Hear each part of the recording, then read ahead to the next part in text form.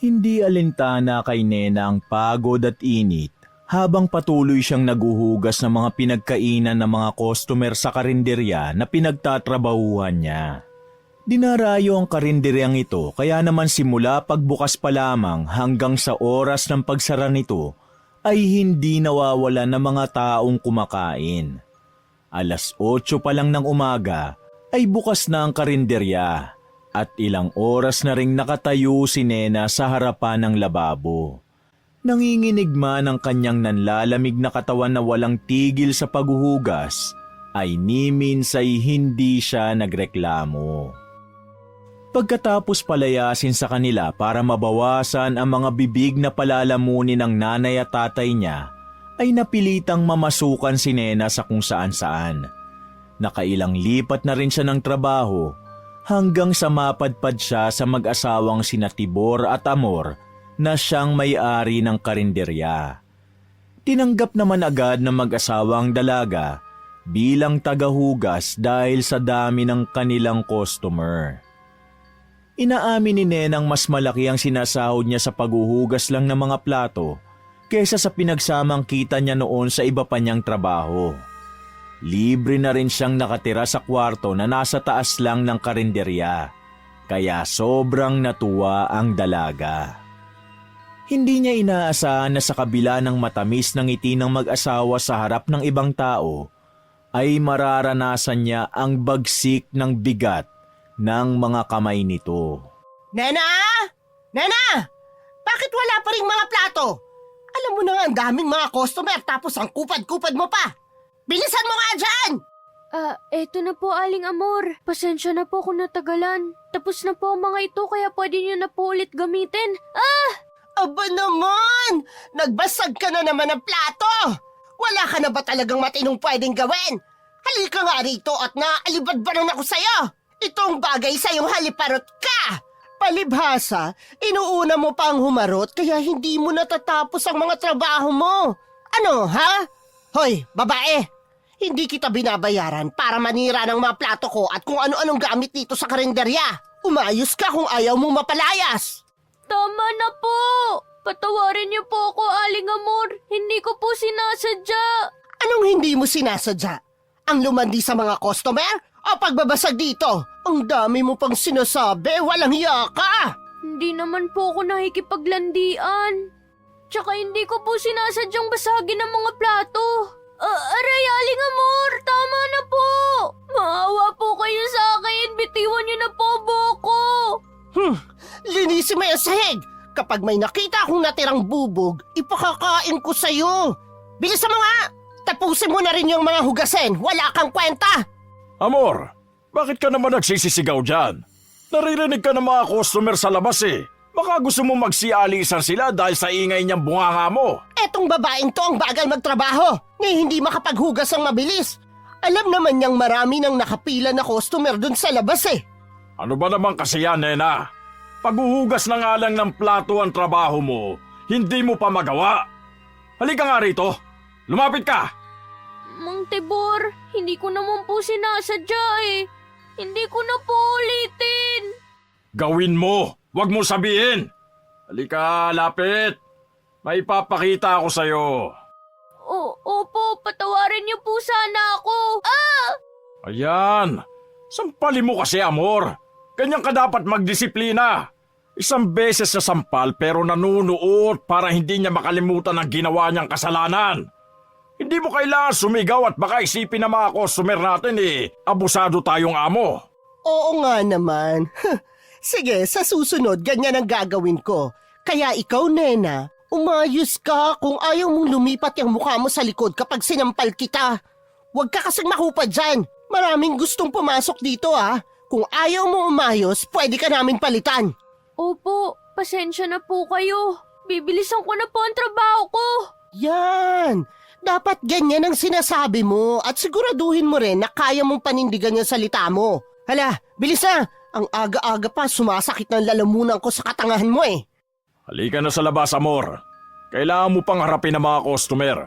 Hindi natin pwedeng paghintayin ng matagal ang mga gutom na gutom nating customer. Oo, Tibor, ako nang bahala. Nena, umayos ka! Hinayaan ni Nenang umiyak ang sarili pagkatapos umalis ng kanyang mga amo. Pilit niyang pinapapaniwala ang sarili na ayos lang ang lahat. Ang mahalaga sa dalaga ay makaipon ng maraming pera para makapagsimula siya ng sarili niyang maliit na negosyo.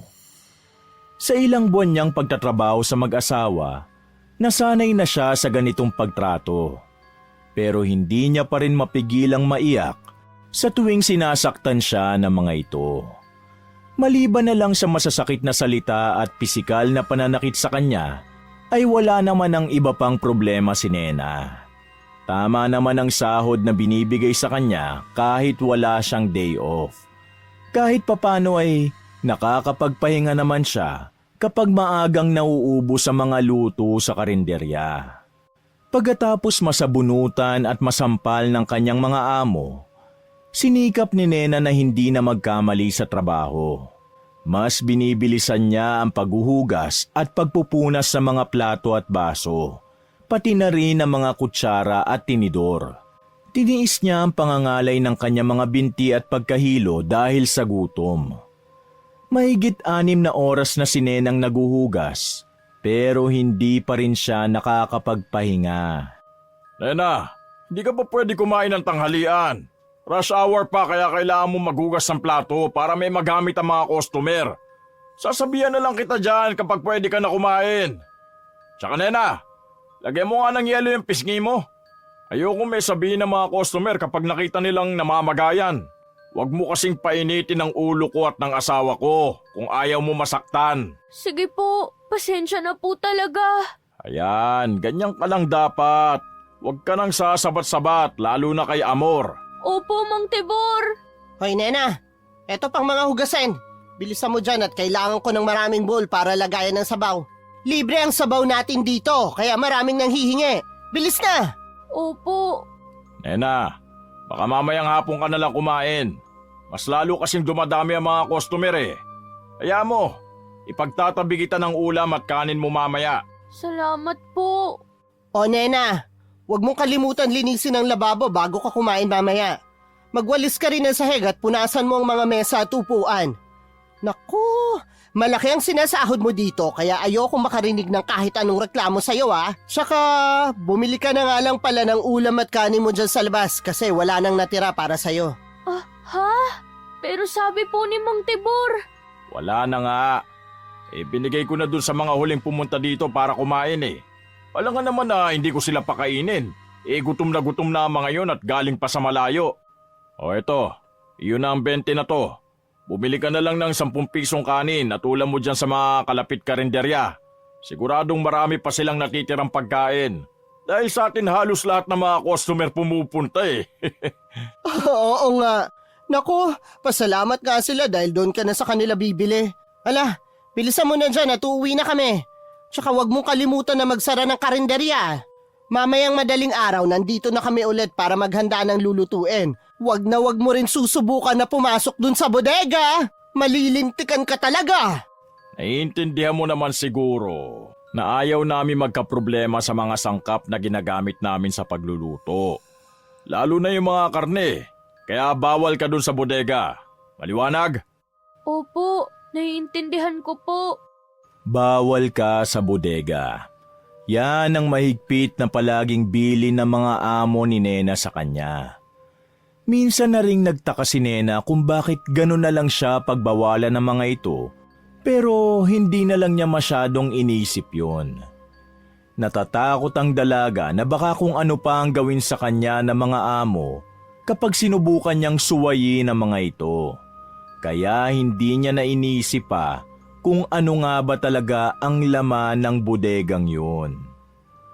3:00 ng madaling araw ay naalimpungatan si Nena. Marahan siyang umupo habang iniinda ang pananakit ng kanyang katawan. Kinusot ng dalaga ang kanyang mga mata bago tumayo at tignan kung dumating na ba ang mga amo niya. Pagkababa ni Nena ay bumungad sa kanya ang malansang amoy ng dugo. Agad siyang napatakip ng bibig, sabay atras. Oh, Nena, gising ka na pala. Kararating lang namin dala ang sariwang karne na gagamitin mamaya sa mga lulutuin. Magandang umaga po, Mang Tibor. May maitutulong po ba ako? Mas makakatulong ka kapag bumalik ka na lang sa pagtulog mo. Maaga pa naman kaya magpahinga ka na muna. Kami na ang bahala ni Amor dito. Gigisingin ka na lang namin mamaya kapag maghahanda na para magbukas ng karinderya. Ha? Talaga po? Naku, maraming salamat po. Inaantok pa nga rin po ako Di umalis ka na dito, matulog ka na ulit. Kung ayaw mo na matulog ka na lang habang buhay at tuluyang hindi magising. Opo, salamat po. Tawagin niyo na lang po ako kung kailangan niyo ng tulong. Sige, huwag ka munang bababa rito kapag hindi ka pa tinatawag ha. Maliwanag ba? Sige po, pahinga lang po ako. Pagkatapos siyang payagan ng mga among magpahinga, ay nakatulog pa ng ilang oras si Nena. Sa sobrang pagod niya, ay kulang pa rin ang kanyang pahinga. Pero naisip niyang mas mabuti na yung nakakatulog pa siya kesa hindi na talaga. 7:00 ng umaga nang may kumatok sa pinto ni Nena. Agad naman siyang nagising at bumangon. 1 oras bago magbukas ang karinderya, ay tumutulong si Nena para hugasan ang mga palanggana at balde na pinaglagyan ng karne na gamit sa mga putahe na niluto ng kanyang mga amo. Pagkatapos niyang maghugas ng mga yon, ay sunod naman niyang huhugasan ng mga kaldero para makapagluto pa ng ibang putahe ang kanyang amo. Nilagang karne ng baka ang pinakamabenta sa kanilang karinderya. Pero hindi rin nagpapahuli ang dinuguan na laman loob ng baboy na sinunda naman ng adobo, afritada, kaldereta at menudo. Kakaiba ang timpla ng mga luto ni Mang Tibor, kaya hindi na nagtataka si Nena kung bakit dinarayo talaga ang kanilang karinderya. Hindi rin tinitipid sa mga sangkap ang mga putahe nila sa karinderya, nakitang-kita naman sa laki ng mga hiwa ng mga karne. Nena, heto na ang first batch ng mga pinagkainan ng mga customer. Hugasan mo na agad para hindi ka na matambakan dyan. Opo, Aling Amor. Tsaka nandyan na naman yung kalandian mo. Naku, Nena, pag talaga nahuli kitang nakikipag-usap na naman sa lalaking yon, habang nasa trabaho ka pa ay mag-asawang sampal talagang aabutin mo sa akin. Kaya umayos ka. Ho? Wala naman po akong kalandian, Aling Amor. Sino po bang tinutukoy niyo? Che! Anong wala? Ano naman sa tingin mo ang ginagawa niyang si Ernesto? Dito yan kumakain araw-araw mula agahan hanggang hapunan. Tsaka siya pang naghahatid ng pinagkainan niya dito sa likod. Naku! Mahuli ko lang kayo na may ginagawang milagro dito. Kakalbuhin talaga kita sa harap niya. Aling Amor, wala po kaming relasyon ni Ernesto. Mabait lang siya sa akin pero yun lang po yun. Hindi naman siguro magkakagusto ang isang katulad niya sa akin. Walang relasyon? Sa ngayon siguro, oo. Pero umamin ka nga, nililigawan ka ng lalaking yon, di ba? Ho? Hindi po, wala pong ganun. Kaibigan lang po talaga ang tingin ko kay Ernesto.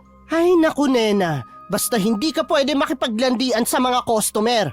Baka mamaya nagdadala ka pala ng lalaki dito. Umayos ka kung ayaw mong malagot ka kay Tibor. Opo, hindi naman po ako nagdadala ng kahit sino dito Amor, ano na naman yan?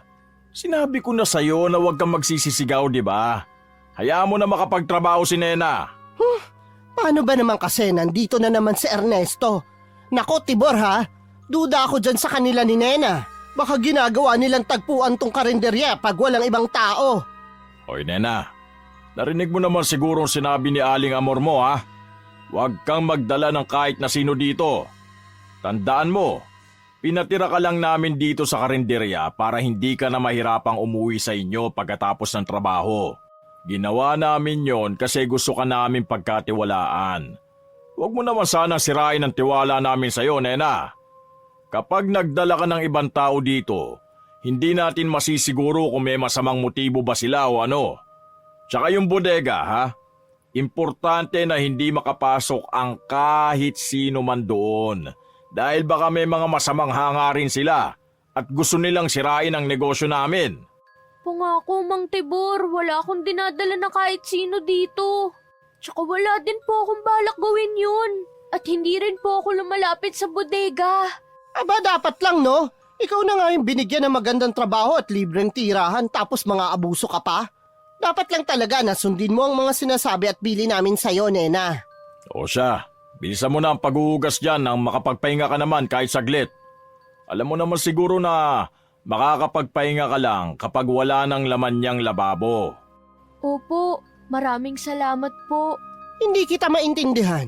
Bakit bang bait mo dyan sa babaeng yan? May gusto ka ba sa kanya, Tibor? Ano bang pinagsasasabi mo, Amor? Parang anak na natin niya si Nena. Huwag mo kasing masyadong kawawain, baka umalis yan. Alam mo naman sigurong siya lang ang masunurin sa lahat ng mga nagtrabaho sa atin. Ilang buwan na siya rito at hindi pa rin niya sinusuway ang utos natin na huwag pumunta sa bodega. Oo na nga lang. Oh, ano pang tinatayo-tayo mo dyan, Nena? Balik na sa trabaho! Opo. Hindi mapigilan ni Nena ang mapangiti dahil sa narinig.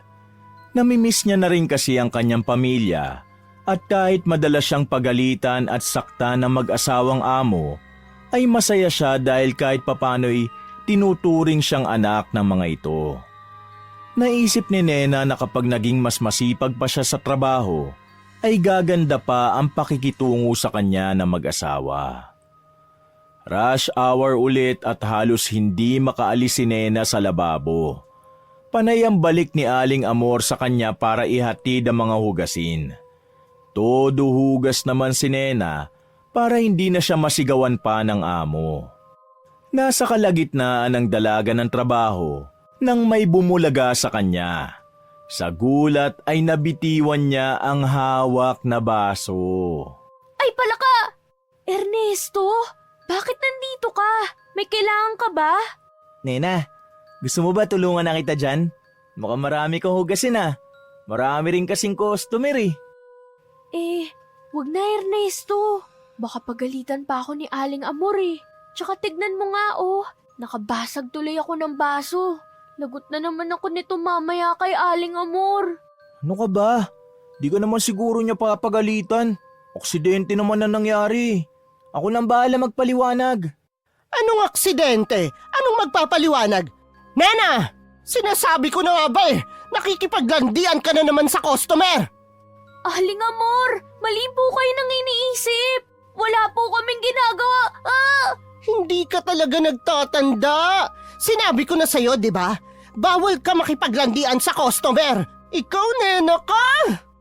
Aling Amor, hindi naman sinasadya ni Nene. Tsaka wala po siyang kasalanan. Nagulat lang po siya nang dumating ako kaya nabitiwan niya yung baso. Huwag niyo naman pong saktan si Nena. Ganon. Ikaw palang may kasalanan di bayaran mo tong baso? Alam mo namang may trabaho yan dito tapos mang-iistorbo ka pa. Ernesto, ano bang pinunta mo dito? Kumain o painitin ang ulo ko? Umalis ka na nga kung tapos ka na kumain. Palagi ka na lang naman humihingi ng sabaw. Grabe naman po kayo makapagsalita. Alis na po ako. Pero huwag niyo nang saktan si Nena. Nagtatrabaho naman siya na maayos Alam ko, nagtatrabaho talaga yan si Nena. Ikaw lang naman ang epal dito sa ginagawa niya Alis na! Alis! Makaalis na nga, Nena. Sabihin mo sa akin pag sinaktan ka ni Aling Amor sasamahan kita magsumbong sa barangay.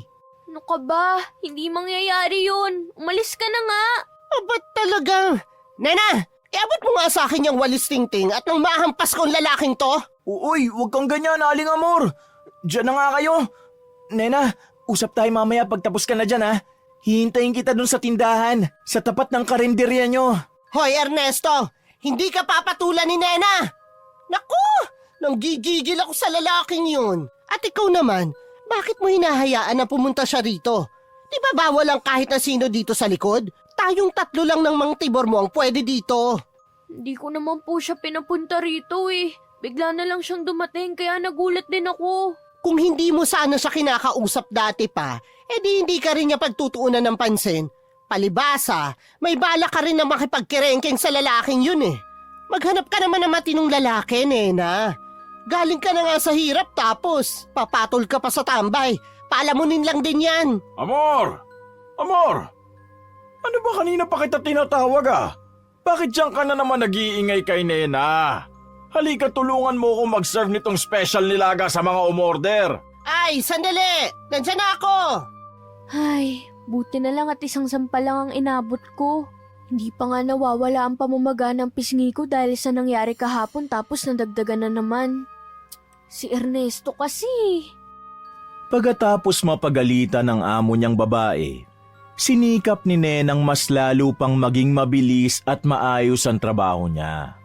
Dahil sa dami ng mga pumapasok na customer, wala na ring oras pa si Aling Amor na pagalitan si Nena. 3:00 pa lang ng hapon ay nagsara na ang karinderya. Sold out na naman ang mga paninda dahil sa dami ng taong dumarayo. Naubusan na rin kasi ng mga sahog maliban na lang sa nilaga, kaya napilitan ng mag-asawang magsara na lang. Dahil maaga pa ay tumulong na rin ang mag-asawa kay Nena na maglinis ng karinderya. Habang naglilinis silang tatlo ay hindi maiwasan ni Nenang makinig sa usapan ng kanyang mga amo. Kagaya ng nakasanayan niya na, ay walang preno ang bibig ni Aling Amor habang nagrereklamo ito sa kanyang asawa. O di ba? Sold out na naman tayo. Sabi ko naman sa'yo hindi kasyang isa lang. Dapat talaga dinagdagan natin ng 2 pa para makaabot man lang tayo sa hapunan. Alam mo naman na marami talagang may gustong kumain dito sa karinderya natin. Alam ko, anong magagawa ko? Sa panahon ngayon, ang hirap maghanap ng supply. Buti sana kung may supplier pa tayo katulad nung dati. Simula nang umalis na yung nagsusupply sa atin ng karne, pahirapan na ang paghahanap.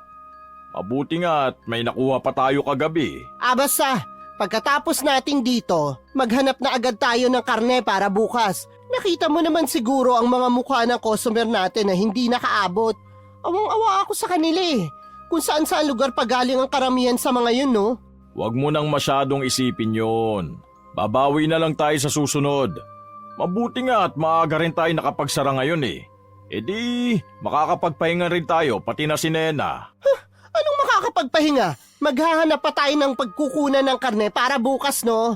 Tsaka ikaw, Nena, wag kang magpapapasok ng kahit na sino dito kapag wala kami. Ayoko talaga dyan sa Ernestong yan. Ilang beses ko nang sinabi na bawal siya dito sa likod pero hindi ka nakikinig.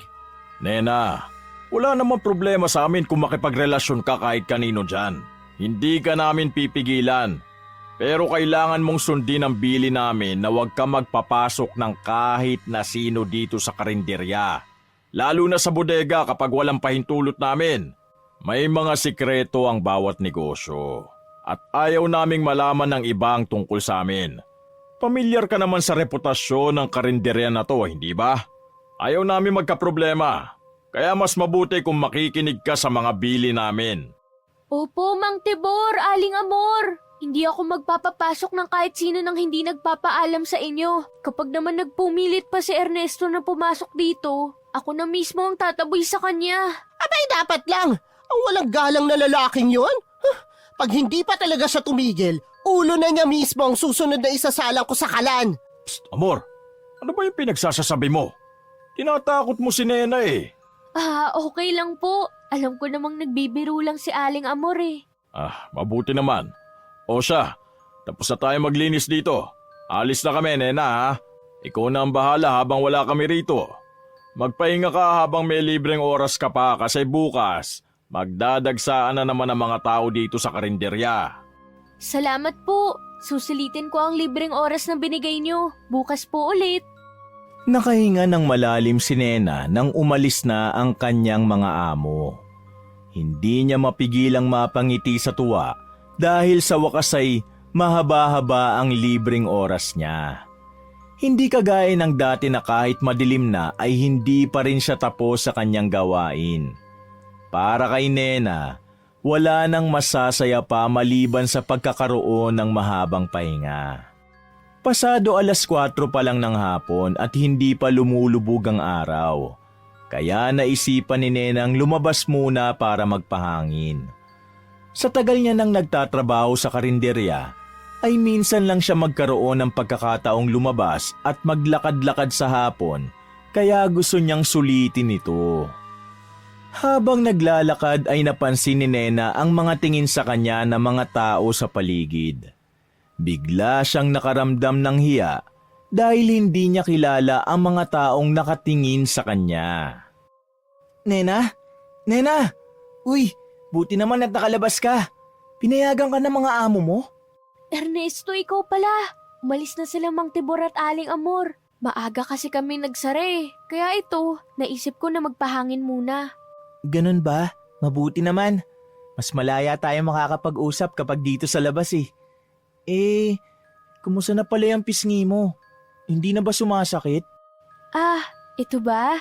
Ayos lang. Di naman kalakasan yung sampal ni Aling Amor kanina. Nena, madalas ka bang saktan ng mga amo mo? Naku, kung ako sa'yo, umalis ka na lang dyan sa kanila. Siguro naman may iba ka pang mapagtatrabahuhan. Ano ka ba? Mabait naman ang mga amo ko. Kahit paminsan, napagbubuhatan nila ako ng kamay. Pero madalas, kasalanan ko rin naman kung bakit nila nagagawa yun. Tsaka saan pa ba ako makakahanap ng trabaho na may libre matutuluyan at mataas ang sahod? Tapos libre pa yung pagkain ko.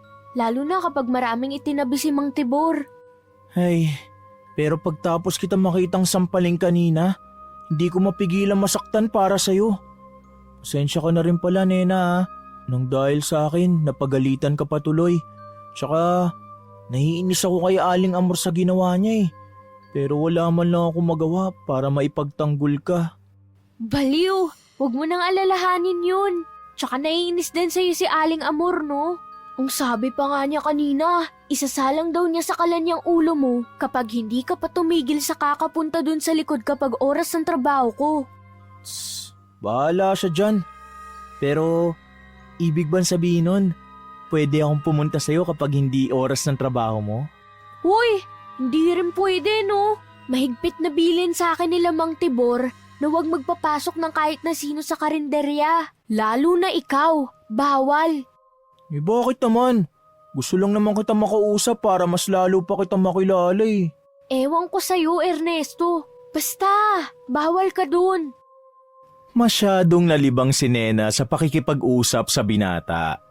Hindi niya namalayang gumagabi na pala. Ang mahigpit niyang paalala kay Ernesto na bawal siya nitong puntahan at kausapin sa tuwing nagtatrabaho ay nauwi sa tawanan nilang dalawa. Masayang kausap si Ernesto kaya naman hindi maiwasan ni Nena na mawili rito. Kung hindi pa umambon ay baka mas lalo pang nagtagal ang pag-uusap ng dalawa. Dali-dali naman na nagpaalam si Nena kay Ernesto bago ito tumakbo pabalik sa karinderya. Hindi maalis ang ngiti ng dalaga nang makauwi na siya, hanggang sa may nagsalita mula sa kanyang likuran. Ganito pala ang itsura ng karinderya kapag walang tao. Nakakapanibago lalo na't nasanay akong punong-puno ng customer ang bawat sulok nito. Ernesto, bakit ka nandito? Hindi ba't sinabi ko bawal ka rito? Oo, kalma lang. Wala naman dito ang mga amo mo Tsaka tignan mo, ang lakas ng ulan sa labas. Di mo naman siguro ako papaalisin habang hindi pa tumitila ang ulan, di ba? Naku, pag nalaman to ng mga amo ko, lalo na ni Aling Amor, lagot ako. Bakit mo kasi ako sinundan Pwede naman kasi na umuwi ka na lang sana sa inyo. Ayos lang yan, di naman ako magtatagal Gusto ko lang naman siguruhin na makauwi ka ng ligtas. Gusto mo pala akong maging ligtas, bakit mo ako sinundan? Baka mapatay pa ako ni Aling Amor kapag nalaman niya. Hindi naman niya malalaman kapag hindi mo sasabihin Tsaka, makakaasa ka sa akin dahil hindi ko rin sasabihin. Ano, ayos ka na ba? Basta, wag mo na ako ulit susundan dito. Umalis ka na kapag hindi na umuulan Oo na, ikaw naman. Parang hindi tayo magkakilala. Gusto lang naman kita makasama pa May sinasabi ka ba? Wala. Kinakausap ko lang ang sarili ko. Oo nga pala, Nena. Hindi ka ba natatakot pag mag-isa ka lang dito? Huh? Bakit naman ako matatakot? Wala naman sigurong manloloob dito, no? Tsaka wala naman sila makukuha rito.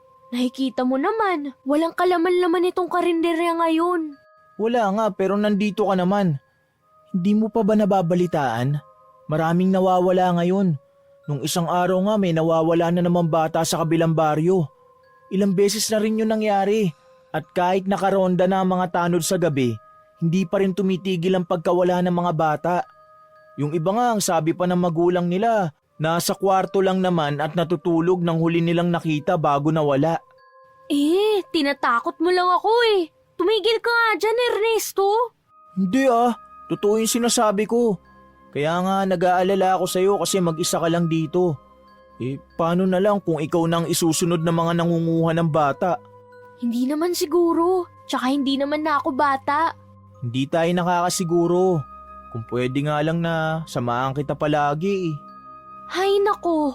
Ernesto, sinabi ko naman sa'yo, di ba? Bawal ka rito. O siya, mukhang hindi naman na umuulan. Ambon na lang yan, kaya pwede ka nang umuwi sa inyo. Tsaka huwag kang mag-alala. Ikakandado ko naman yung mga pinto at bintana dito eh. Sige na, umuwi ka na. Basta, huwag kang magdadalawang isip na sumigaw kapag kailangan mo ng tulong ha. Nasa tabi lang naman yung bahay namin eh. Magkalapit lang tayo. Ha? Diyan ka nakatira sa katabing bahay? Oo, hindi ko ba nasabi dati? Sa katunayan nga magkatapat lang yung bintana natin. Kung gusto mo ng kausap, mag-aagis ka lang ng bato sa bintana ako. Baliw. Bahala ka nga dyan. Di ko gagawin yan, no? Oh, uwi ka na. Baka mamaya may makakita pa sa'yong galing ka dito. Machismis pa tayo. Mas natatakot ako kay Aling Amor at Mang Tibor kaysa sa mga nangunguha ng bata. Nena, paano pala kung mga aswang yung nangunguha ng mga bata? Ibig sabihin lang nun, pwedeng tayo rin ang susunod na magiging biktima, di ba? Kaya mag-iingat ka rito lalo na kung mag-isa ka lang. Aswang? Naniniwala ka sa aswang, Ernesto? Hindi naman siguro totoo yun. Dati ko pa naririnig ang mga kwento tungkol sa mga aswang na yan eh. Pero wala naman talagang nangyayari, di ba? Hindi tayo nakakasiguro. Mas mabuti na yung handa tayo kahit anong oras. Kaya ikaw rin, Nena, magdoble ingat ka. Lalo na dyan sa mga amo mo. Alam mo ba, pang-ilan ka na sa mga nagtrabaho sa kanila. Di ko lang alam kung ano mga nangyayari sa mga naunang nag-apply dito. Marahil umalis na para maghanap ng ibang trabaho. Pero sabi naman ng iba, baka raw na biktima ng aswang. Nawala rin kasi sila na parang bula. Sige alis na ako. Mag-iingat ka. Palipat-lipat ng posisyon si Nena sa kanyang pang-isahang kama. Pero hindi pa rin siya dinadalaw ng antok. Laman pa rin ang isipan niya ang mga sinabi ni Ernesto bago ito umalis. Hindi man niya masyadong iniisip ang tungkol sa mga nawawalang bata at aswang. Pero tumatak naman sa isipan ni Nena ang tungkol sa mga dating nagtatrabaho sa mag-asawa niyang amo. Naisip ni Nena na baka kagaya niya'y pinagbubuhatan din ng kamay ng mag-asawa ang mga dati nilang katulong sa karinderya. Hindi malayong naglaya sa mga ito nang walang paalam dahil minsan na rin niyang naisip na umalis. Pero dahil wala rin siyang ibang mapuntahan sapagkat hindi na siya pwedeng umuwi sa kanila, tiniis na lang ni Nena ang pananakit sa kanya ng mga amo. Marahil ay hindi alam ng iba katulad na lang ni Ernesto ang buong kwento. Kaya nasabi nilang naglaho na parang bula ang mga ito. Lagpas hating gabi na at hindi pa rin makatulog si Nena. Napamulat siya ng mga mata matapos siyang makarinig ng ingay mula sa baba. Maingat na bumaba sa kama si Nena at dahan-dahan niyang binuksan ang pinto ng kanyang kwarto. Marahan siyang bumaba sa hagdan na gawa sa kahoy para silipin kung dumating na nga ang kanyang mga amo. Madilim ang paligid dahil hindi binuksan ng mga ito ang ilaw. Aminado naman si Nena na mga amo nga niyang pumasok dahil naamoy niya ang pamilyar na malansang amoy na marahil ay galing sa karne na dala nila. Halalagot! Hindi pa ako nakakatulog pero nandito na sila. Aga naman yata nila. Siguro marami silang nakuhang supply ng karne kaya agad silang pumunta rito para ihanda ang mga lulutuin mamaya. Tiba-tiba na naman tayo nito, Tibor. Mabuti na lang at marami pa rin pasaway ng mga bata. Kung hindi nga pasaway ang mga to, hindi tayo makakahuli ng marami. Marami naman mga pakalat-kalat dyan sa labas. Pero wala pa rin makakatalo sa karne ng mga bata. Kakaibang lasa nito at malayo pa sa sakit.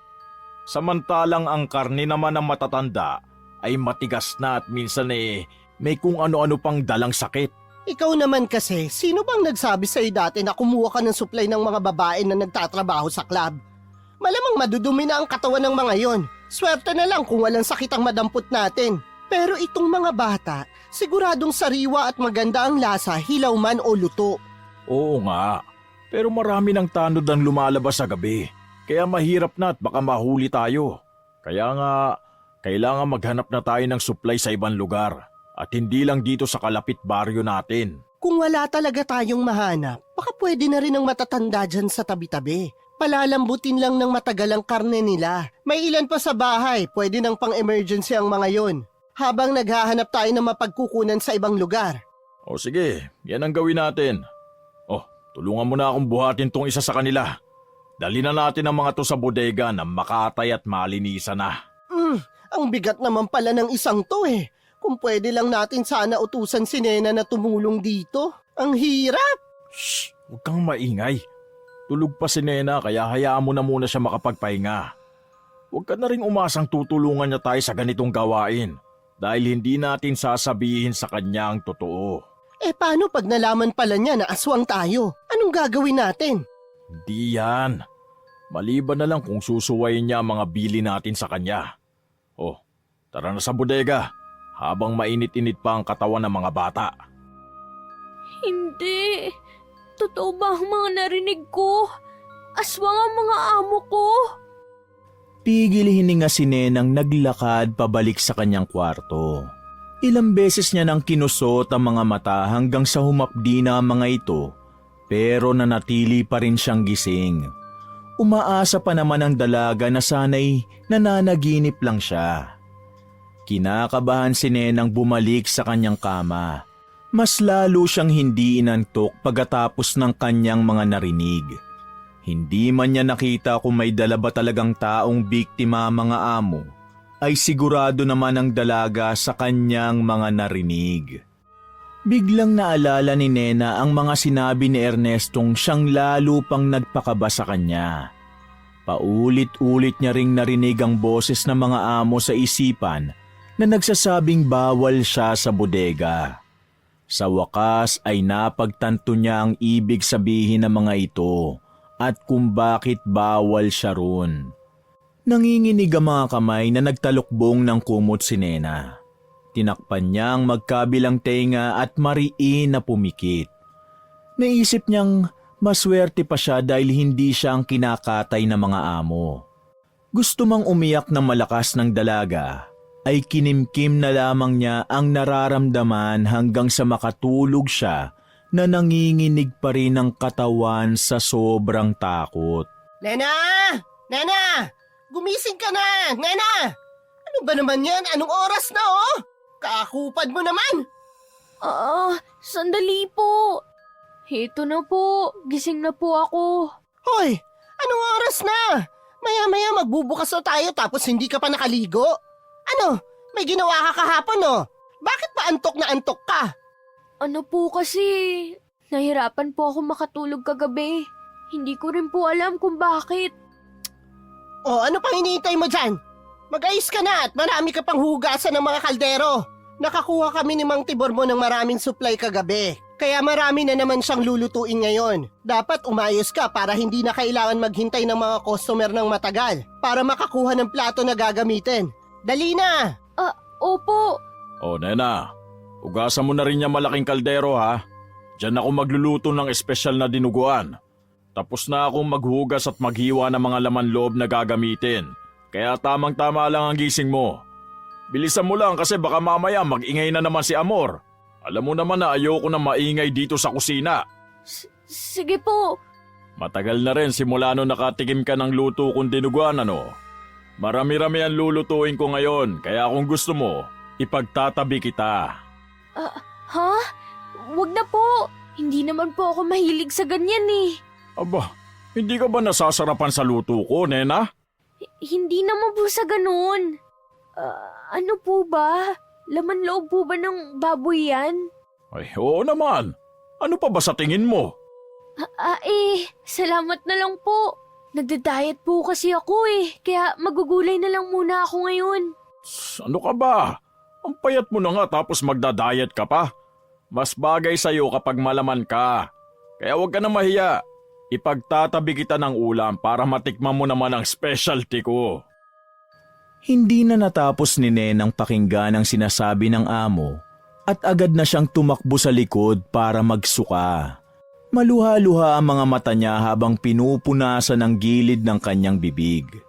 Hindi niya lubos maisip na karne ng tao ang ginagamit ng mga amo sa mga niluluto nila.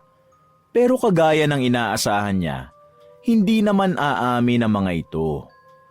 Biglang nakaramdam ng awa at konsensya si Nena sa mga taong dumadayo sa karinderya na mag-asawa. Gusto man niyang sabihin ang totoo sa mga ito, ay nakasisiguro siyang walang maniniwala.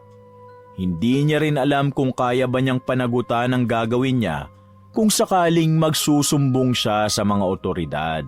Nena, anong tinutunga-tunga mo dyan? Hindi ba't inuutusan ka ni Mang Tibor mo na maglinis ng kaldero? Isa pa talaga, mapipingot na kita. Napipiko na talaga ako dyan sa katamaran mo, ha? Umayos ka! Opo, sandali lang po. Huhugasan ko na po yung kaldero. Pagkatapos mo dyan, isunod mo na rin itong mga nakatambak na hugasin dito sa lababo. Bumili ko ng bagong plato, 3 dosena yan. Hugasan mo na rin para madagdagan ng mga ginagamit natin. Sige po, Aling Amor. Ako na po ang bahala sa mga hugasin. Aba syempre, trabaho mo yan. O siya, ako nang magpupuna sa mga mesa at mag-aayos ng mga upuan. Pagkatapos mo dyan, tulungan mo rin ako dito. Naririnig mo ba ako, Nena? Opo, Aling Amor. Oh, Nena, tapos na ba ang pinapahugasan ko sa yung kaldero? Nakahanda na lahat ng lulutuin ko. Kailangan ko na lang yung kaldero. Eto na po, Mang Tibor. Kakatapos ko lang.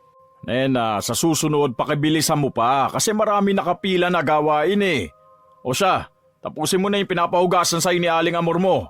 Ilang minuto na lang magbubukas na tayo. Naiintindihan ko po. O sige, diyan ka na at magluluto na ako. Nena! Nena, tapos ka na ba dyan? Nena! Mariing napapikit si Nena kasabay ng pagbuntong hininga niya. Tahimik niyang sinunod lahat ng utos sa kanya ng mga amo. Sa dami ng pinapagawa sa kanya, ay halos wala na siyang pagkakataon na isipin pa ang ibang bagay, katulad na lang ng kanyang natuklasan tungkol sa mag-asawa. Pagod na pagod si Nena nang magsara ang karinderya. Kagaya ng dati, naubos lahat ng mga luto nila kaya maaga pa silang nagsara. Wala ring natira kaya nagpasalamat ang dalaga na hindi niya na kailangang kainin ang itatabi sana sa kanyang ulam.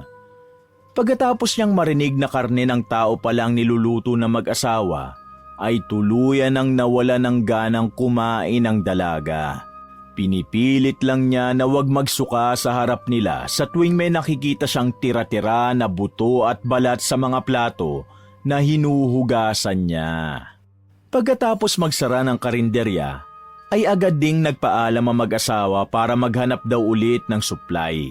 Tsaka lang nakahinga ng maluwag si Nena noong makaalis na ang mga ito. Psst! Psst, Nena! Uy! Pansinin mo naman ako! Ernesto, anong ginagawa mo rito? Nakita ko kasi na umalis na yung mga amo mo kaya pinuntahan kita. Bakit pala ganyan ang mukha mo? Pagod na pagod ka siguro, no? Gusto mo ng ice cream? Salamat na lang pero wala akong gana Tsaka, hindi pa ako nakakakain ng maayos. Kaya baka sumakit lang ang tiyan ko dyan sa ice cream. Anong hindi ka pa nakakain? Hindi ka ba pinapakain nila Aling Amor? Pambihira. Pagkain na yung binibenta nyo tapos gutom ka? Ernesto, pwede bang wag mo nang banggitin yung panindang pagkain sa karinderya? Masyado nang masakit ang tiyan at lalamunan ko. Sa kakasuka. Oh, bakit ka naman nagsusuka? Huwag mo sabihin panis yung pagkain na binibigay sa'yo ng mga amo mo. Hindi. Hindi lang talaga ako kumain ng pagkain na niluto nila. Sino ba namang masisikmurang kumain kapag nalaman mong karne ng tao yung mga yun? At hindi karne ng baka o baboy? Anong sinabi mo? Ha? Wala. Ano bang narinig mong sinabi ko? Sinabi mo karne ng tao ang niluluto nila sa karinderya. Anong ibig mo sabihin? Wala yun, no? Baka na mali ka lang ng dinig. Umalis ka na nga. Hindi. Alam ko yung narinig ko, Nena. Bakit mo nasabi yun? May nangyari ba? Hindi. May natuklasan ka ba? Wala. Ano ba, Ernesto? Umuwi ka na nga lang sa inyo. Pagod ako. Kaya iwan mo na lang ako dito. Sabihin mo muna kasi kung ano yung problema, Nena. Halata naman na kanina ka pa napapatulala eh. Ilang beses na rin kitang tinawag pero hindi ka sumasagot. Kung hindi pa kita nilapitan, baka hindi mo ako napansin. Ano ba kasi yun? Magkaibigan naman tayo, di ba? Pwede mo namang sabihin lahat ng problema mo sa akin. At baka malay mo, makatulong pa ako sa'yo. Marahas na napasinghap si Nena. Walang ano-ano'y napaiyak na lamang siya sa harap ng binata. Hindi niya alam kung saan siya magsisimula o kung maniniwala ba si Ernesto sa sasabihin niya. Pero nakakasigurado si Nena na malapit na siyang masiraan ng bait sa tuwing nakikita niya ang mga amo at naaalala niya ang amoy at lasa ng mga pagkain na niluluto ng mga ito. Ilang beses na ring natikman ni Nena ang mga luto ng amo sa tuwing binibigyan siya ng mga ito. Mas nakakatipid kasi si Nena kapag kumain siya ng tira-tirang ulam na minsay nanggagaling pa sa kaldero na pinapahugasan sa kanya. Hindi naman kasi niya akalain na gawa sa karne ng tao pala ang mga ulam na yon. Dahil na rin sa tinding takot at pagkalito, ay paputol-putol na kinwento ni Nena kay Ernesto ang nangyari nung nakaraang gabi. Hindi mapigilan ng dalaga na umiyak, lalo habang pinagdidiinan niya na karne ng tao at laman loob ang mga nasa menu ng karinderya. Nang matapos niyang ikwento ito sa kaibigan, ay sabay pa silang nasuka. Sigurado ka ba dyan sa mga narinig mo, Nena? Sigurado ako, Ernesto. Kung gusto mo ng patunay, wala ako noon. Pero nakakasiguro ako. Nasa loob lang ng bodega ang ibang parte ng katawan ng mga taong niluto ng mga amo ko. Ang ibig bang sabihin nito, sila ang mga nangunguha ng mga batang nawawala sa Karatig Baryo? Hindi lang ako sigurado. Pero baka nga may kinalaman sila dun. Nasabi ko naman sa'yo, di ba? Tuwing madaling araw o hating gabi sila pumupunta rito. Dala nila ang supply ng karne na lulutuin nila. Nagtataka ako dati kung bakit hindi nila ako pinapatulong sa tuwing darating sila ng madaling araw. Akala ko nun mabait lang talaga sila sa akin. Kaya hinahayaan nila ako matulog na muna hanggang umaga. Mabait sa'yo? Saan banda? Di ba hindi ka nga pinagpapahinga ni Aling Amor tapos panay pang utos sa'yo? Baka ayaw lang talaga nila na tumulong ka kasi hindi naman baboy ang kinakatay nila, kundi tao pala. Mga walang hiya, mga halimaw. Ernesto, hinaan mo lang ang boses mo. Baka may makarinig sa'yo niyan. Hindi pa naman tayo sigurado eh. Tama, hindi pa tayo sigurado. Kailangan natin ng malakas na patunay. Kailangang makita natin ang laman ng bodega. Pero, hindi ba delikado tong gagawin natin? Tsaka baka malaman nila na sinusubukan natin buksan ang bodega. Akong bahala. Nasaan ba ang bodega? Itinuro ni Nena kay Ernesto ang bodega na nasa likod ng karinderya. Natigilan ng dalawa nang makita ang malaking bakal na nakaharang sa pintuan nito. Hindi pa man sila nakakalapit, ay sapat na ang nakaharang na bakal para iparating sa kanila na imposibleng buksan ang bodega. Maganda ang pagkakagawa ng bodega. Matibay din ito dahil gawa sa semento. Walang kahit isang bintana ito, kaya tanging sa pinto lang pwede dumaan pagpapasok o lalabas man. Napatakip ng ilong si Nena nang makalapit sila sa pinto ng bodega. Hindi man malakas pero may nahagip na malansang amoy ang dalaga. Nagtaka naman si Nena kung saan ito nanggagaling kaya minabuti niyang sundan ang amoy para malaman. Tumigil si Nena sa likod ng bodega kung saan may mga bakas ng bagong tambak na hukay. Napayuko ang dalaga nang may napansin siyang mahabang buhok na nakahalo sa lupa. Hindi agad nakapagsalita si Nena. Hindi niya masabi kung buhok ba ng tao ito o kung ano ang nakita niya. Ang baho! Parang patay na hayop. Sa tingin mo ba, anong hayop ang pwede magkaroon ng ganyang kahabang buhok? Sa tingin mo talaga sa hayop yan? Mabuti sana kung hayop nga talagang nakalibing dyan. Paano kung hindi pala? Ernesto, umalis na tayo dito. Ayoko nang mas alamin pa ang ginagawa ng mga amo ko. Mas mabuti pa nga nung wala pa akong alam eh. Natatakot ako sa pwedeng mangyari sa atin. Sa oras na malaman nila na may ideya tayo, kung ano man ang ginagawa nila. Nena, paano kaya kung umalis ka na sa kanila? Kapag umalis ka na dito, ako na ang bahala magpatawag sa mga pulis para mag-imbestiga. Hindi mo naman kailangan madamay pa eh. Ano sa tingin mo? Sinabi ko na sa'yo, Ernesto. Wala na akong babalikan. Hindi ko alam kung anong mangyayari sa akin kapag umuwi ako sa amin. Hindi ko rin alam kung papaalisin ako basta-basta ng mga amo ko. At mas lalong ayoko na madamay ka pagkatapos kong sabihin sa'yo lahat ng nalalaman ko. Pero hindi ka ligtas. Sa tingin mo ba, hahayaan ka na lang nila sa oras na mapagtanto ng mga amo mo na alam mo na ang totoo nilang pagkatao? Malabo rin na papaalisin ka nila ng ligtas dito, Nena. Naalala mo naman sigurong sinabi ko tungkol sa mga dating nagtatrabaho dito sa karinderya, di ba? Naglaho sila na parang bula. At ayoko na mangyari rin yun sa'yo, Nena. Paano kung naglayas lang sila? Paano kung hindi lang sila nagpaalam at umalis na lang kasi ayaw na nilang magtrabaho rito? Baka naman hindi lang nila kinaya ang trato ng mag-asawa sa kanila kaya nagsealisan sila, Ernesto. Paano naman kung isa na pala sila sa mga nakalibing dito sa kinatatayuan natin? Ha, Nena? Paano kung gawin din sa'yo ng mag-asawang ginawa nila sa mga dating katulong nila at mga naging biktima? Hindi ako papayag na mangyari yun sa'yo, Nena. Kaya sundin mong payo ko na umalis ka na rito habang may pagkakataon ka pa. Pero, paano pala kung mali lang ako? Paano kung hindi naman pala totoo yung iniisip natin tungkol sa kanila? Totoo man o hindi, mas mainam pa rin na umalis ka na rito. Ayokong mabalitaan na lang na nawala ka na rin. Tapos ikaw na palang nasa loob ng bodega na yan.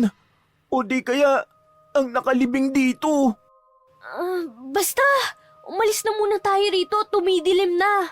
Tsaka Ernesto, huwag mong ipagsabi sa iba ang tungkol sa sinabi ko ha. Hindi pa naman tayo nakakasiguro eh. Wala ka pa rin balak na umalis dito? Nena, hindi ka ligtas sa kamay ng mag-asawang yun. Kung gusto mo, sa amin ka nalang matulog. Ano sa tingin mo? Huwag na, dito na lang ako. Hindi naman siguro sa akin gagawin ni Mang Tibor at Aling Amor kapag nakatikom lang ang bibig ko. Tsaka hindi pa rin tayo nakakasiguro. Baka nagkamali lang din ako ng narinig kagabi. O sige, sabihin na natin na baka nga nagkamali ka lang ng dinig. Pero hanggat hindi natin nakikita ang laman ng bodega, hindi talaga natin malalaman ang totoo. Salamat pa rin dahil naniwala ka sa mga sinabi ko. Kahit na wala naman akong sapat na patunay. Siyempre naman, kaibigan kita eh. Basta, ipangako mo sa akin na aalis ka dito kapag nanganganib na ang buhay mo. Gagawin ko rin lahat ng makakaya ko para malaman ang buong katotohanan. Ayokong mapahama ka, Nena. Ayoko rin na mapahamak ka. Kaya sana huwag kang padalos-dalos sa mga desisyon mo, Ernesto. Huwag kang mag-alala. Kapag talaga aalis na ako rito, ikaw ang una kong pagsasabihan. Sige, mag-iingat ka. Sinasabi ko sa'yo, batuin mo lang ang bintana na katapat ng bintana mo sa taas at pagbubuksan agad kita. Nagtawanan na lang ang dalawa sa sinabi ni Ernesto. Kaya nabawasan kahit kaunti ang pangamba nila. Matapos ang pag-uusap nilang yon, ay umalis na rin ang binata. Naiwan si Nena na agad namang pumunta sa kanyang kwarto para magpahinga na. Siniguro ni Nena na nakakandado ang pinto niya bago siya matulog. Hindi kagaya nung nakaraang gabi, agad na nakatulog si Nena dahil sa matinding pagod. Pilit man niyang nilalabanan ng antok ay wala siyang nagawa rito. Nanaig ang pagod niya sa katawan, kaya naman kahit marami siyang iniisip, ay nakatulog pa rin ang dalaga. Pagsapit ng madaling araw ay muling nagising si Nena sa pamilyar na ingay sa baba. Muli siyang napuno ng pag-aalala. Gusto mang bumaba ng dalaga ay pinili na lang niyang manatili sa kanyang kwarto habang nakatitig lang sa pinto na para bang hinihintay niya na may kakatok dito. Sa kabutihang palad, hindi naman kinatok ng mga amo niya si Nena pero hindi na ulit siya nakatulog. Nakahinga lang siya ng maluwag nang tuluyan ng sumikat ang araw. Nagsimula nang mag-ayos si Nena at hindi pa man siya ginigising ay bumaba na siya para batiin ang mga amo. Magandang umaga po sa inyo. May maitutulong po ba ako? Oh, ang aga mo ngayon, Nena. Masarap siguro ang tulog mo kagabi, no? Ayos lang po. Gusto ko rin po kasi makabawi dahil sa nangyari kahapon. Hugasan ko na lang po ang mga kaldero para magamit niyo ulit mamaya. Oh, sige lang. Kuskusin mo na mabuti para mawala ang amoy, ha? Opo. Nagkukunwari ka pa, Nena. Alam ko naman kung bakit ganyan ka eh. Palibasa, katapusan na ng araw ng buwan ngayon. Nagbabait-baitan ka kasi sweldo. Che, akala mo naman may makukuha kang bonus. Kung ganito ka araw-araw, baka naisipan ko pang dagdagan yung sweldo mo. Kaso hindi eh. Makupad ka pa. Ay, oo nga pala. Sweldo po pala ngayon. Muntik ko na makalimutan. Salamat sa paalala, Aling Amor. Ikaw pa nakalimot? Tsaka wag kang masyadong matuwa dyan dahil ibabawas ko sa sahod mo ang halaga ng mga nabasag mong plato at baso nitong nakaraan. Sige po, naiintindihan ko po. Ay nako, Amor. Hayaan mo na nga na gawin ni Nena ang trabaho niya. Tsaka nagluluto ako rito, kaya huwag ka na muna maingay dyan. Pinagsasabihan ko lang naman tong babae na to. Baka kasi isipin niya na ayos lang na magbasag ng mga gamit dito. Naiintindihan ko po kayo, Aling Amor. Ikaltas nyo na lang po sa sahod ko yung mga nasira kong gamit. Pasensya na po kayo. Ayan, naiintindihan naman pala niya eh. Tsaka po, may sasabihin po sana ako. Ano na naman yun? Maliwanag naman siguro sa'yo na hindi ka pwede bumali dito. Bawal ang utang dito, Nena. Kaya wag ka nang sumubok pa. Hindi po, tungkol doon ang sasabihin ko, Aling Amor. O ano palang sasabihin mo? Dalian mo na at marami pa akong nakapilang gawin. Ano ba yun? Ano po kasi, pwede po ba ako magbakasyon muna? Kahit 1 linggo lang po sana. Kahit 3 araw po. Ayos na po yung 3 araw. Bakasyon? Saan ka naman pupunta? Uuwi lang po sana ako sa amin. Matagal na rin po kasi simula nung makita ko ang mga kapatid at magulang ko. Kaya gusto ko sana silang bisitahin. Hindi pwede. Maraming gawain dito. Sinong maghuhugas ng mga plato pag wala ka? Tsaka biglaan naman yata itong naisip mong bakasyon. Bakit? May nangyari ba? Wala naman po. Naisip ko lang. Tsaka gusto ko rin ibigay sa pamilya ko yung natitirang sweldo ko. Sa bagay, ilang buwan ka na rin namang nagtatrabaho dito. Pag-usapan na lang natin yan sa susunod, Nena. Magtrabaho ka na muna dyan. Hoy Tibor, anong sinasabi mo na pag-uusapan? Wala nang pag-uusapan. Hindi siya pwedeng umalis. Sinong maghuhugas ng mga plato at kaldero kapag tayong dalawa lang ang nandito, ha? Kaya nga pag-uusapan na lang sa susunod, Amor. Maganang nagtrabaho si Nena buong araw. Iniisip niya kasing baka pagbigyan siya ng mga amo na magbakasyon. Pagkatapos pag-isipan ni Nena ang mga sinabi ni Ernesto, napagpasyahan niyang umuwi na muna sa pamilya niya para kumustahin na rin ang magulang at mga kapatid niya.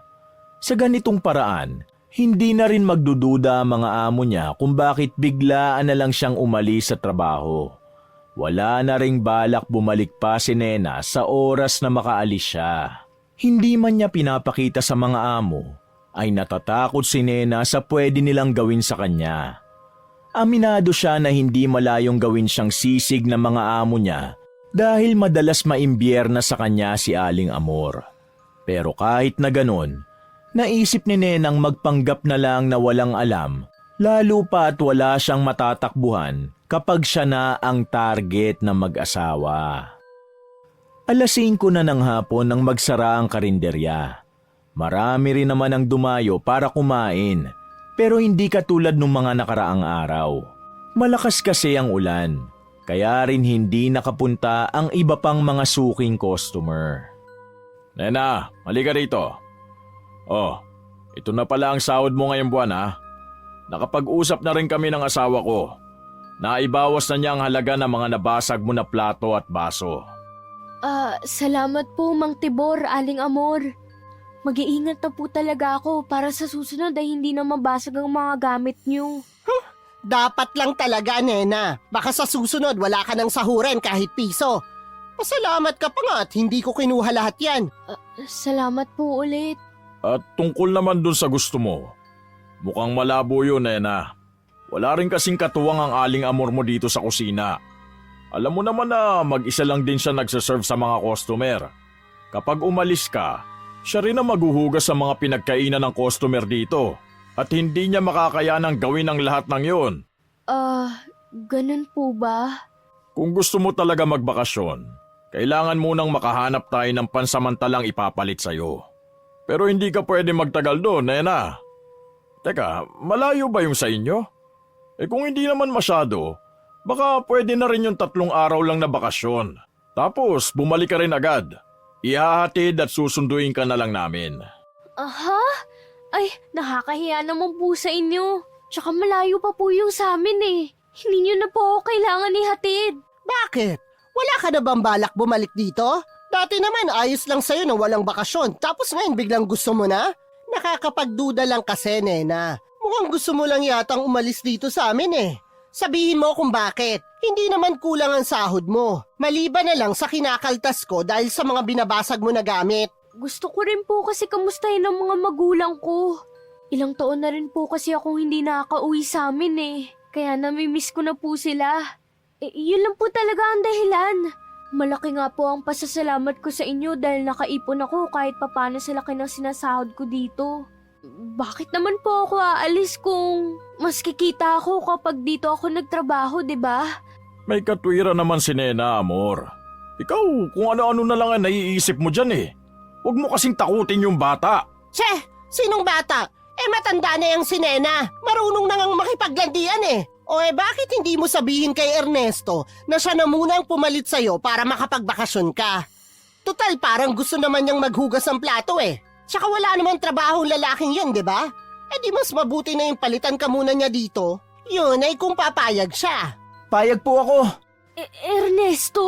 Anong ginagawa mo rito? Pasensya na po kung bigla na lang akong sumulpot. Narinig ko po kasi na nag-uusap kayo at nabanggit niyo ang pangalan ko. Hindi mo naman maririnig na nag-uusap kami rito sa kusina kung hindi ka na naman pumasok dito ng walang pahintulot. Pasensya na po talaga. Nagbabaka sakali po kasi ako na makita ko rito si Nena. Ibibigay ko lang po sana tong ice cream sa kanya. Nena, para sa ito. Salamat. Bakit nandito ka na naman? Sinabi ko naman sa'yo, di ba? Hindi ka pwede rito. Gusto lang naman kitang kumustahin eh. Sinasabi ko na nga be, pumupunta yung lalaking yan dito kapag wala tayo, Tibor. Kailan nyo pa ginagawa to, ha, Nena? Oho, ngayon lang po siya pumunta rito. Nena, alam mo namang ayoko sa lahat ng sinungaling. Pero sige, maniniwala ako sa iyo ngayon. Tungkol naman sa pagbabakasyon mo, papayag lang ako kapag may papalit nga sa iyo. Ako na lang po muna nga ang papalit kay Nena. Ano po ba ang kailangan kong gawin? Bago pa man mapigilan ni Nena si Ernesto, ay pumayag na ang mag-asawa. Ipinaliwanag ni Aling Amor ang mga dapat gawin ni Ernesto, habang si Mang Tibor naman ay mahigpit na pinagbili na ng binata sa mga bawal nitong gawin. Bago pa umuwi ang mag-asawa, ay kinausap nilang mag-isa si Ernesto. At inutusan naman si Nena na mag-ayos na ng mga gamit nito para sa pag-uwi. Hindi alam ng dalaga ang pinag-usapan ng tatlo.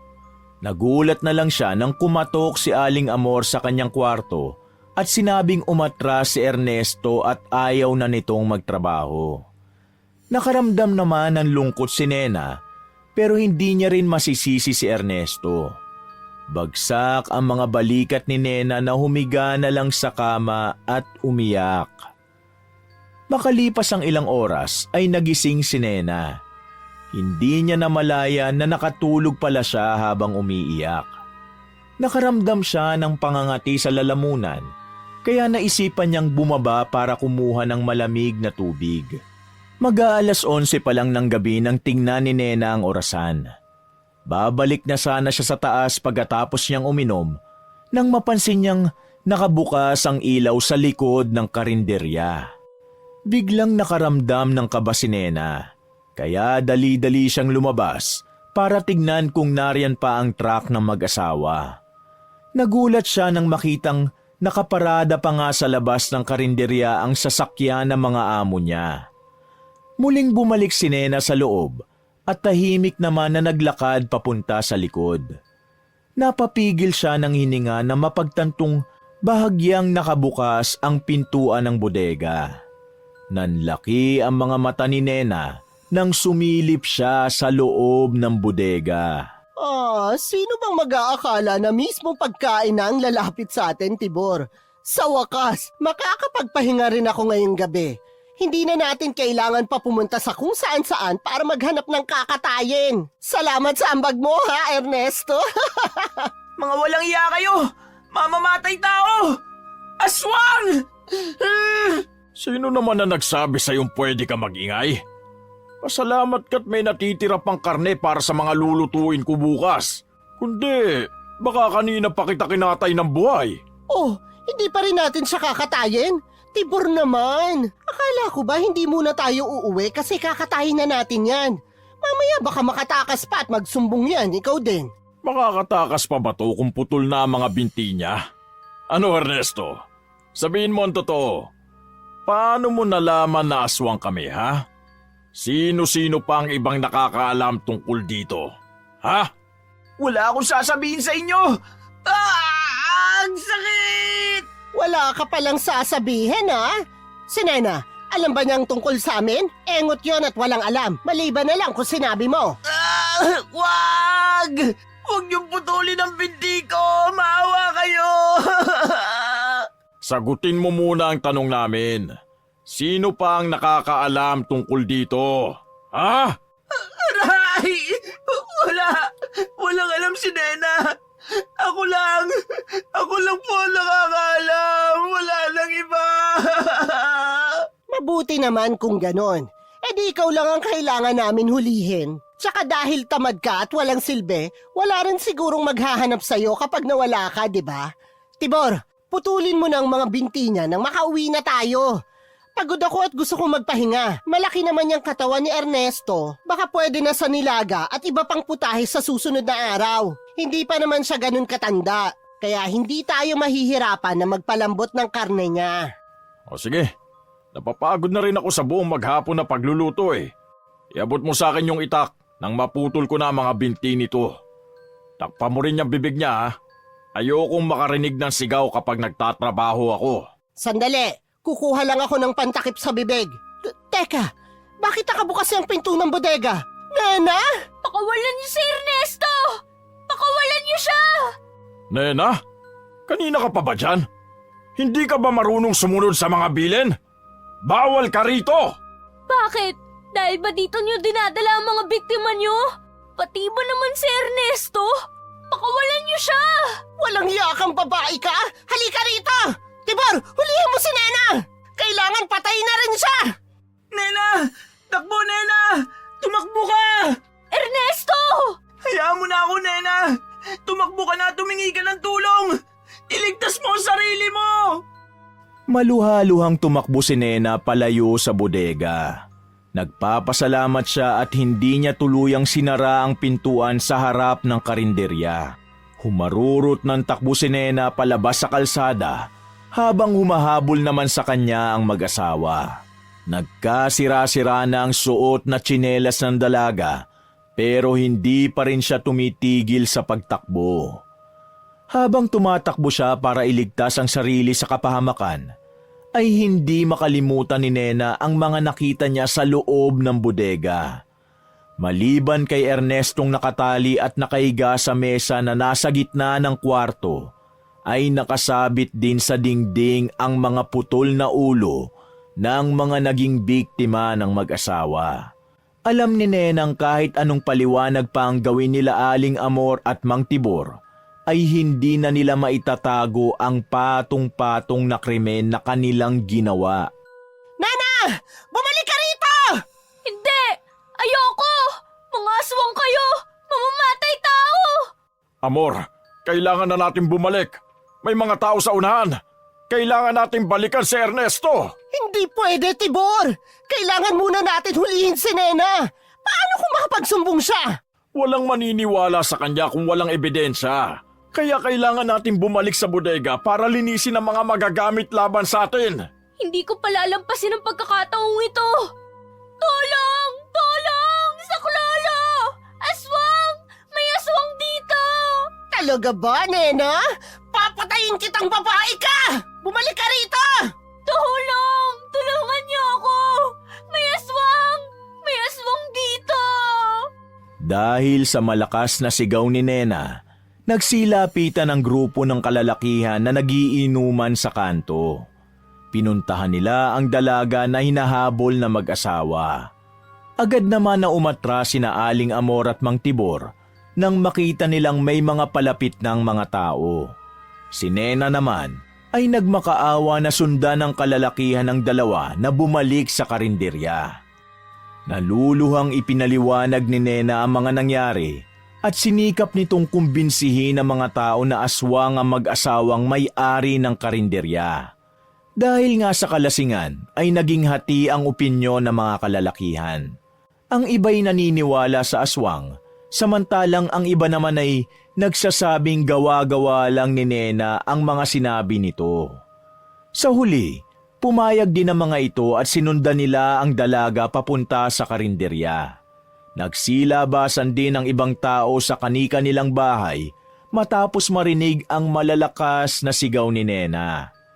Kasama ang kapitan ng baryo ay nagsipunta sila sa karinderya ng mag-asawang aswang.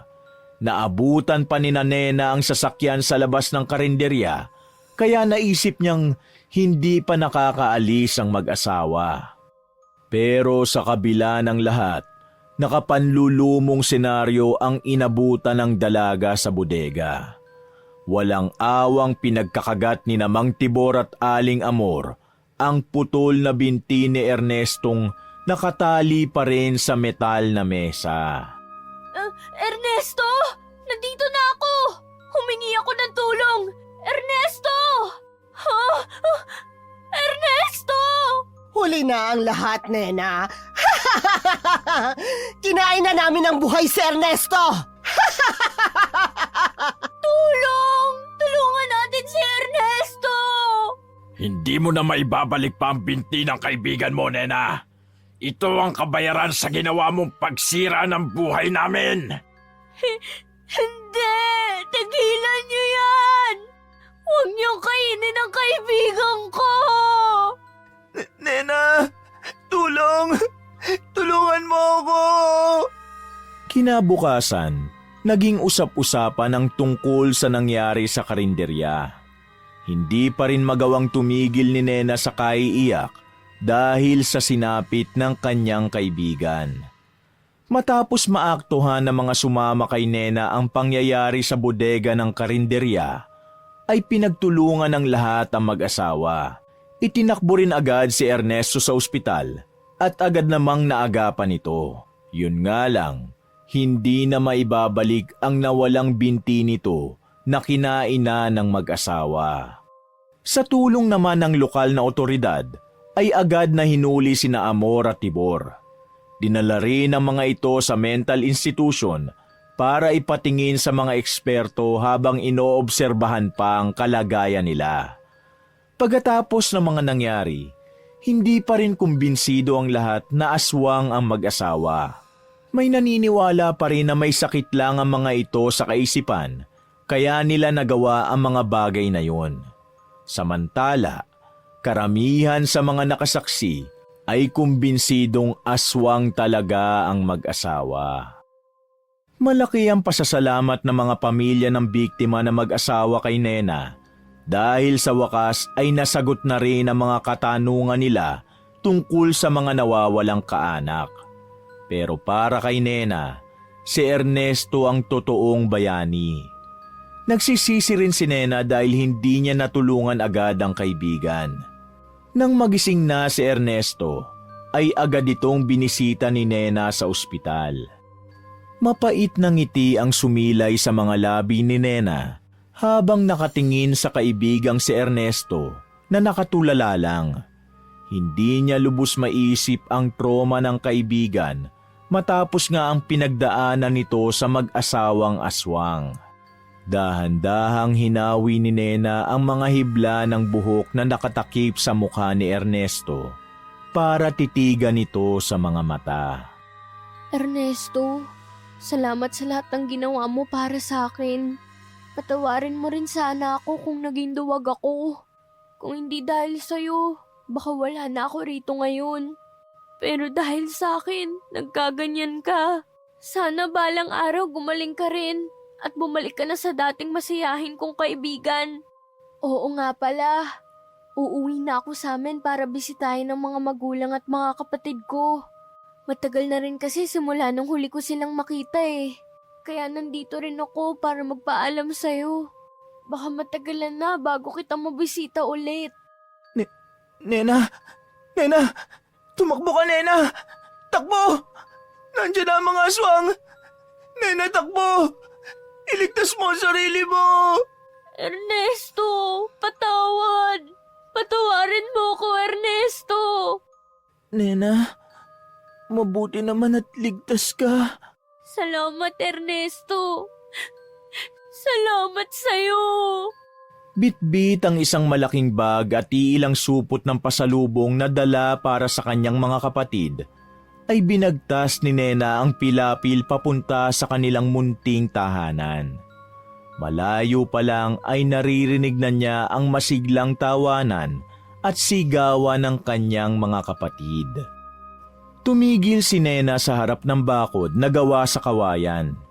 Hindi niya mapigilang mapangiti habang nakatingin sa mga batang nagtatakbuhan sa bakuran. Walang ano-ano'y napaluha na lang siya habang tahimik na nakatayo at nakatingin sa mga ito. Labis ang pasasalamat ng dalaga dahil nagawa pa niyang umuwi sa kanila pagkatapos ng mga nangyari. Nakalimutan na ni Nena ang lahat ng mga masasakit na salita na narinig mula sa magulang noong pinalaya siya ng mga ito. Sapat na sa kanya na muling makabalik at makita ang kanyang pamilya. Higit sa lahat, ayaw niyang maranasan ng mga kapatid niya na mamasukan sa kung kani-kanino at kung saan-saan kagaya niya. Natatakot si Nena na baka malasin ang mga ito at makatagpo ng aswang o mas malala pa na amo. Pagkatapos pahira ni Nena ang mga luha, ay maraan siyang naglakad palapit sa may kaedaran na rin na babae na naglalaba sa tabi ng balon. Ibinaba ni Nena ang kanyang mga dala bago batiin ang nakatalikod na babae. Nay, nakabalik na po ako! Wakas! Mga kapatid, naiibigan niyo ba ang ating kwento? Maraming salamat ha. Kung hilig niyo rin ang mga kwentong pag-ibig, pakisuportahan naman ang isa ko pang channel, ang Mr. Love Tagalog Story. At pakicomment na rin kung taga saan kayo, para naman alam ko kung hanggang saan umaabot ang mga kwento ko. Salamat uli!